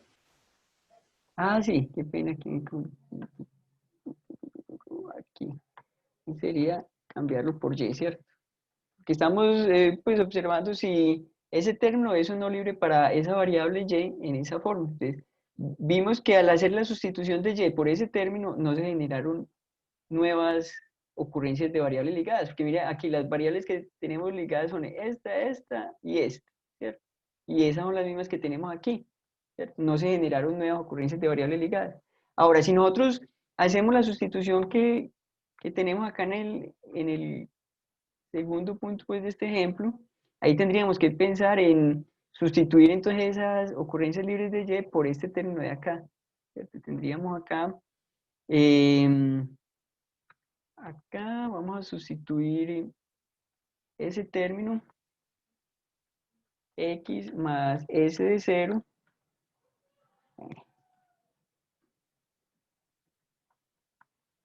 eso lo vamos a sustituir por y, ¿cierto? ¿Qué nos daría? Entonces sería para todo x X producto ese término de acá, que sería X más S de 0, igual a X, o vamos a sustituirlo aquí también en la otra parte donde aparece Y libre, que sería X más S de 0 igual a el diferente de S de 0. Profe, en una sustitución pueden aparecer nuevos cuantificadores. No, no pueden aparecer nuevos cuantificadores porque estamos, pues primero es cambiando variables por términos. Y en los términos no hay cuantificadores, ¿cierto? En los términos solamente hay símbolos de constantes, variables y símbolos de función aplicado a términos, ¿cierto? Ahí en los términos no tenemos cuantificadores ni conectivos lógicos ni nada de eso.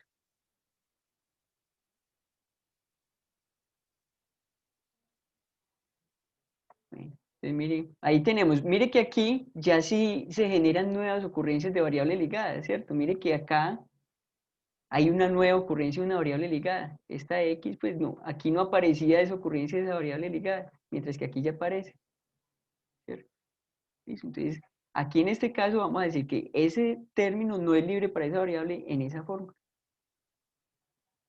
Ahora, mire que si nosotros interpretamos qué es lo que dice esta fórmula, pensemos en qué es lo que dice esta fórmula en los números enteros. Vamos a pensar más o menos qué quiere decir esa fórmula en los números enteros. Pensando pues en que el punto representa el producto en los enteros y que S sería como la operación de sucesor. ¿Qué quiere decir más o menos esa fórmula? ¿Cómo la interpretan ustedes?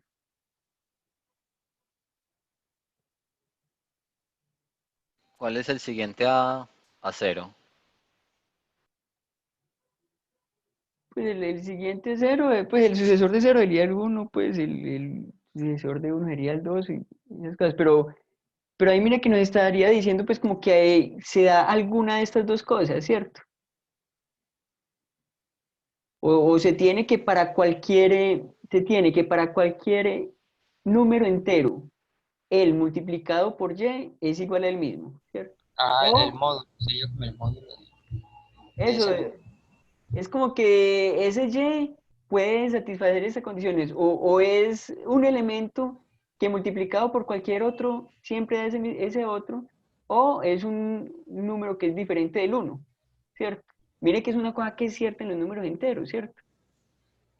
Sí. En los números enteros, si ese y tomara el valor 1, va a valer esa parte de la disyunción. O sea, multiplicado por cualquier otro entero nos va a dar el mismo número entero. Y por lo tanto la disyunción va a ser verdadera, porque en ese caso va a valer esto de acá. Ahora, si y toma un valor diferente de 1, esta parte de la disyunción va a valer, porque aquí estamos diciendo que es diferente del sucesor de 0, que sería el 1, ¿cierto? Sí. Para cualquier valor de y que usted tome en últimas, en los números enteros, esta fórmula va a ser siempre verdadera, ¿cierto? Ahora, mire qué es lo que pasa nosotros acá en esta fórmula que obtuvimos hacer esta sustitución, donde nosotros tomamos un valor, pues un término donde se generaron nuevas ocurrencias ligadas, ¿cierto? Entonces pensemos en interpretar esta fórmula en los números enteros. ¿Qué tenemos ahí? ¿Qué estaría diciendo esa fórmula? Pues mire que aquí sería, para cualquier número entero, el multiplicado por el más 1 es igual a él, ¿cierto? Eso sería cierto para todos los números enteros. Eso era una cosa que puede ser cierta en los números enteros.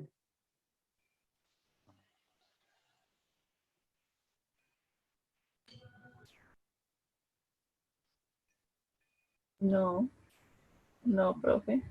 No, ¿cierto? O sea, esto no va a ser cierto en los números enteros, porque no todo número entero multiplicado por su sucesor es igual a él. Esa igualdad en realidad valdría solamente en el caso en el que x sea 0, ¿cierto? Que si x es 0, aquí este producto nos daría 0, y aquí pues 0 es igual a 0, no habría ningún problema, pero para cualquier otro número esto de acá no vale, entonces esto va a ser falso. Ahora, esa otra parte de la disyunción también va a ser pero esta va a ser verdadera. Es otra parte de la disyunción. Mire que aquí X está libre. Esto puede ser falso, ¿cierto? O sea, si tomamos a X como siendo 0, esto de aquí sería falso, ¿cierto? Entonces, si X es igual a 0, esta fórmula de acá es falsa. Porque esto de acá es falso y esto de acá también es falso, ¿cierto? Entonces, mire que estaríamos pasando de una fórmula que es verdadera a una fórmula que es falsa, ¿cierto? ¿Listo? Y aquí tenemos un para todo, ¿cierto? Es como un para todo. Y si vale para todo, como que intuitivamente cualquier sustitución de Y que hagamos por cualquier otro objeto debería valer también, ¿cierto? Y estos términos son los términos que están representando objetos. Pero entonces mire que al hacer la sustitución de un objeto por otro, si se generan nuevas ocurrencias de variables ligadas, puede ser que pasemos de un universal que es válido a un caso particular que no es válido, ¿cierto? Sí, ahí no funciona muy bien, digamos, como la particularización, ¿cierto? ¿Listo? Ok. Bueno, ahora, mire, por ejemplo, si nosotros, voy a poner aquí otro ejemplito, simplemente como para tener presente por acá. Pensemos en una fórmula, digamos, donde no hayan ocurrencias, inclusive pensemos en esa misma fórmula que tenemos acá. Acá en esta misma fórmula, hagámonos esta pregunta, ¿será que, por ejemplo, X más sucesor de 0 es libre para la variable X en esa fórmula alfa?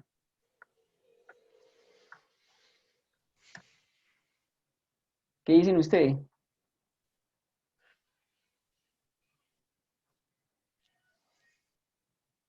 No. ¿No? ¿Por qué? Pues en esa alfa de ahí, no, porque mira que se generan nuevas variables ligadas. Pero mire que aquí tendríamos que sustituir, mucho cuidado, las ocurrencias libres de X por esto. ¿Qué ocurrencias Ah, libres de X hay pues, aquí? Nada, ¿cierto? entonces sí, nada, Entonces entonces mire, sí es libre. entonces mire que aquí, ¿qué tendríamos? Pues inclusive aquí tendríamos alfa sustituyendo X por, inclusive pongámosle acá un término que tenga otra X para que se note más pues que uno podría pues acercarse. Pongámosle acá otro X. ¿Listo? Y si cambiamos X más sucesor de X por X en alfa, ¿eso qué nos va a dar? Nos va a dar el propio alfa, ¿cierto? No la voy a escribir toda completa porque es simplemente escribir todo eso. Que miren, en todas las partes donde está X, está ligada. Entonces, no, en última, no vamos a hacer ninguna sustitución. Entonces, hay que tener presente, en las sustituciones solamente sustituyen las ocurrencias libres. Por lo tanto, entonces, como no se hizo ninguna sustitución, desde luego no se generó ninguna nueva ocurrencia de variables ligadas.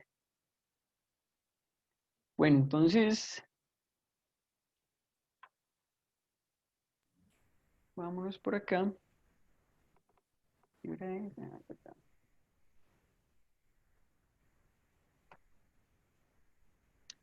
aquí ya vamos para la parte semántica. Entonces, vámonos para la parte semántica.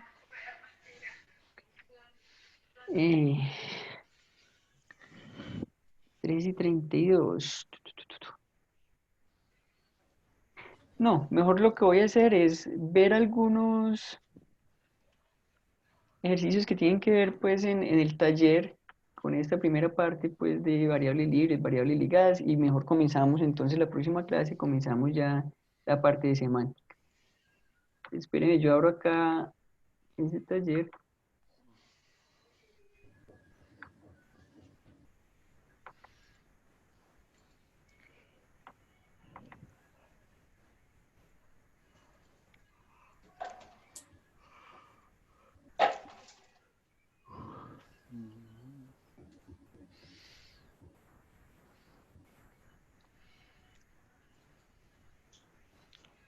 Bueno, entonces vamos a tomar este.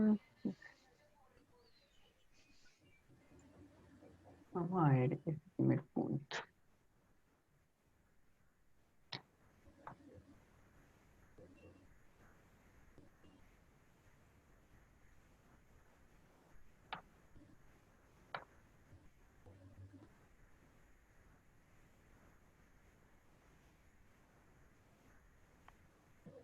En este primer punto, simplemente se da unas fórmulas y se dice que para cada una de las fórmulas anteriores indique el alcance de los cuantificadores y las ocurrencias de variables libres y ligadas. Vamos a hacerlo solamente pues para algunas de ellas. Y otro ya es estos términos, ver como cuáles de esos términos son o no libres para cada una de estas variables en esas fórmulas. Hay un montón de combinaciones, pues no tienen que ser todas, pues solamente como que entiendan ya el concepto y hagan algunos ejemplitos pues de esos, pues para algunos casos particulares de términos y variables en estas fórmulas ya es suficiente. Pues primero tomemos esta fórmula alfa, ¿cierto? ¿Cuál es el alcance de... Es 1A. El alcance de este cuantificador existencial es esta fórmula de acá, ¿cierto? El alcance de este existe x tal que y por x es menor o igual que 0.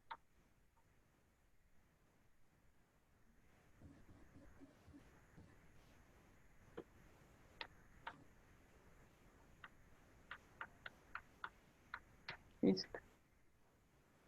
Identifique el alcance de las ocurrencias de variables libres y ligadas. Voy a ponerlos acá mismo dentro de la fórmula para no tener que escribir otra vez todo eso. Esta es la ocurrencia de esta x, aquí está libre, ¿cierto?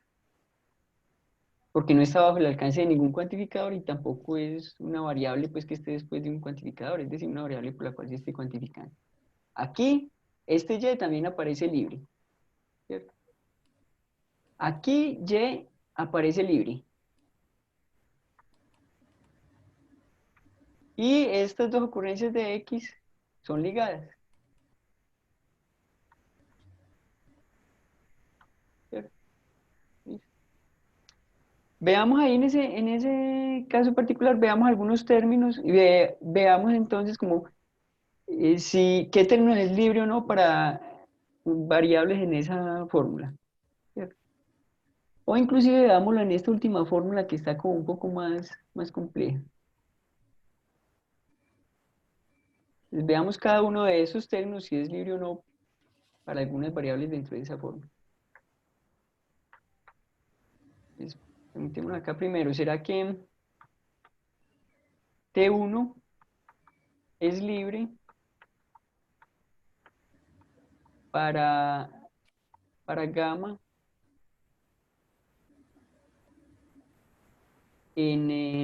perdón, para la variable x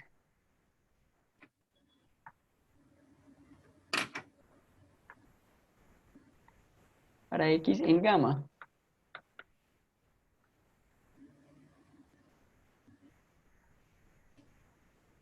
A este término T1 que es x punto s de z, ¿cierto? ¿Será libre para la variable x en esta fórmula gamma?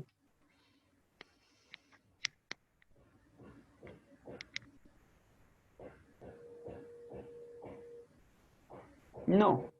Entonces, mire que no, que mire acá en realidad vamos a hacer esa sustitución de las variables libres de x por ese término en esa fórmula gamma y vamos a ver que se van a generar nuevas ocurrencias de variables ligadas porque acá este x, este término tiene acá a z, ¿cierto? Y aquí aparece una ocurrencia libre de, de x en el alcance de este cuantificador que está cuantificando sobre z. Entonces, al hacer la sustitución nos va a quedar esta variable ligada, ¿cierto?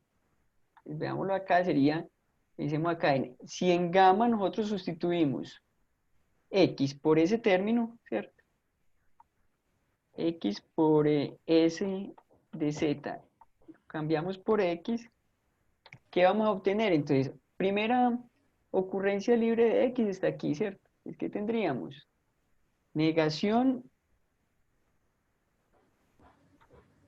de para todo Z, S, aquí donde tenemos X, entonces lo vamos a sustituir por esto que sería X punto S de Z, ¿cierto? Y eso punto Y, diferente de 0. Y aquí vamos a tener, aquí este X también está libre, ¿cierto? Entonces sustituyámoslo también por ese término, sería X punto S de Z, a eso más Z menor o igual que S de 0. Entonces mire que acá se generó una nueva ocurrencia de una variable ligada, ¿cierto? Está acá originalmente en esta fórmula gamma, donde teníamos aquí Z, pues dice que acá Z inclusive estaba cuantificando sobre una fórmula donde no aparecía ni siquiera Z, no aparecía en ninguna parte. Ahora aquí ya aparece una vez y esta ya es una nueva ocurrencia entonces de una variable ligada. Por lo tanto, es como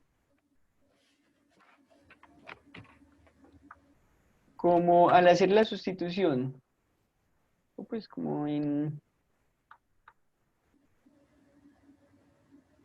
esto aparece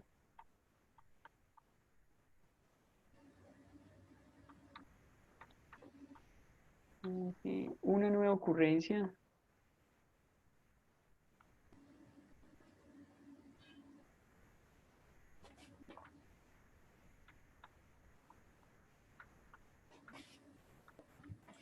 de Z ligada, ¿cierto? Entonces decimos que ese término X punto S de Z no es libre para X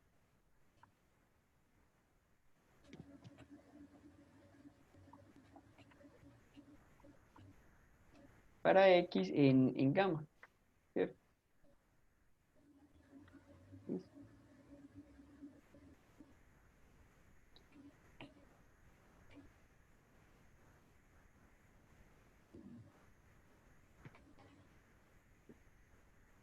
Bueno, ahí es solamente como para tener un ejemplo de esos, pues ya ustedes hacen otros ejemplos. El asunto es para determinar si un término es o no libre para una variable en una fórmula, simplemente haga la sustitución de esa variable por ese término, teniendo en cuenta que debe sustituir solamente las ocurrencias libres de esa variable y verifique si se generaron o no nuevas variables ligadas, ¿cierto?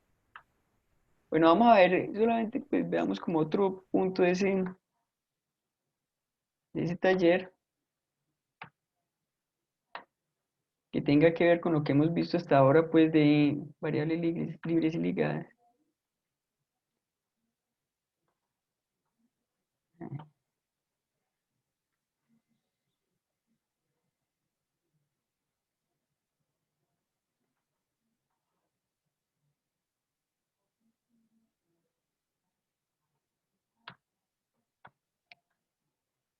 Listo, entonces mira acá.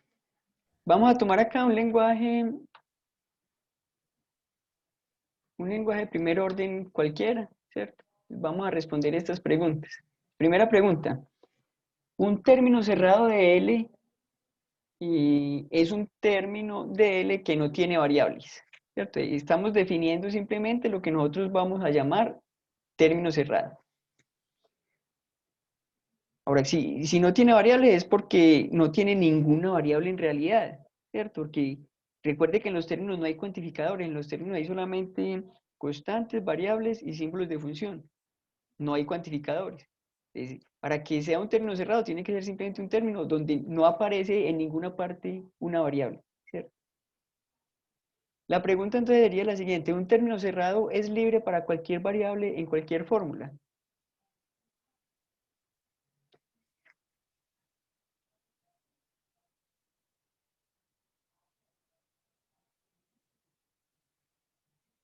Sí, cierto. ¿Cuál sería la justificación? Porque No tiene variables eso, como y no todas tiene las variables son variables, libres. como no tiene variables, al hacer la sustitución de cualquier ocurrencia de una variable libre por ese término, no se van a generar nuevas variables ligadas, porque en ese término pues no hay variables, ¿cierto? Es como lo que hicimos ahora con ese término S de cero, ¿cierto? En esos ejemplos anteriores. Acá en este caso, ¿cierto? Aquí sustituimos a Y por S de cero. Este era un ejemplo de un término cerrado, porque aquí no tenemos variables. Aquí no se generaron nuevas ocurrencias de variables ligadas. ¿Por qué? Porque aquí no hay manera, como no tenemos variables aquí, no hay manera de que este cuantificador genere nuevas variables ligadas, ¿cierto? Ese es el asunto. Bueno, eso dejo entonces como para que ustedes ya lo escriban. Esa es la idea. Ya ustedes pues escriben eso más bonito. Hagamos otro ejemplo de esos de acá para ver qué.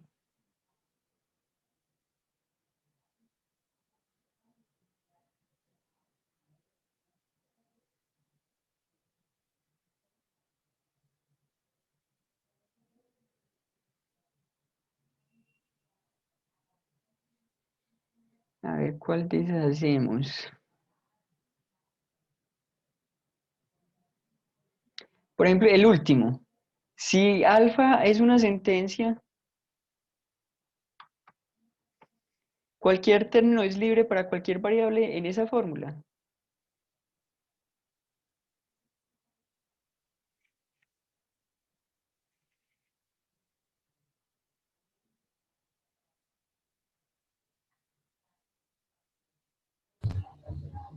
Yo creo que siendo sentencia, sí. Sí, Pues, profe, porque como no hay términos libres originalmente, entonces al sustituir no van a aparecer términos, no van a aparecer variables ligadas. Pero no hay términos libres o no hay No hay variable libre. variables libres, sí. Eso, o Así sea, es. como la definición de sentencia es que no tiene ninguna variable aparece libre. Entonces, cualquier sustitución que usted intente hacer, no se va a hacer ningún cambio, ¿cierto? Que recuerde que en las sustituciones siempre se cambian solamente las ocurrencias libres. Como en una sentencia no hay ninguna ocurrencia libre de ninguna variable, entonces en últimas no se va a cambiar nada. Y si no se cambia nada, pues no se pueden generar nuevas ocurrencias de variables ligadas, ¿cierto? Listo, entonces ahí les dejo pues como para que le piensen como a esas otras cositas, hay algunas de estas que son, creo que es uno o dos que son falsas, no me acuerdo bien, pero para que le piensen pues como a cada una de esas preguntas que hay acá, para que se familiaricen bien con ese concepto pues de variables libres, ligadas y sobre todo ese de cuándo un término es o no libre para una variable en una forma. Dejemos por hoy hasta aquí. Me imagino que algunos de ustedes ya vieron pues que califiqué el taller pues que les puse. También subí a la página la solución del taller. Ya pues si tienen dudas con respecto a la nota o alguna cosa, ya me pueden escribir. O sea, la revisión de la nota la hacemos por correo. Si es necesario ya nos pondríamos pues de acuerdo para encontrarnos por Google Meet.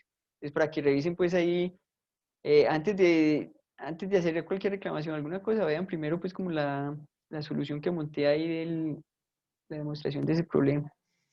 profe, Sí, profe, ¿qué valor es que tiene el parcial? 20%, si no estoy mal. ¿Es así? el seguimiento, el seguimiento es 20%, pero entonces en el seguimiento la idea es hacer varios ejercicios, ¿cierto? No es solamente este, voy a tratar de hacer por lo menos en cada unidad, hacer un ejercicio, o sea que serían por lo menos 4 ejercicios, pues, o 4 talleres, pues, 4 tareas que les va a tocar hacer, Entonces, ¿cierto? cada parcial tendría un valor de 20%. Y cada parcial es del 20% y el seguimiento es del 20%. Ay, ay, ay. Ok, bueno, entonces si no tienen dudas, nos vemos entonces la próxima semana. Muchas gracias, profe. Bueno, con gusto, que estén muy bien.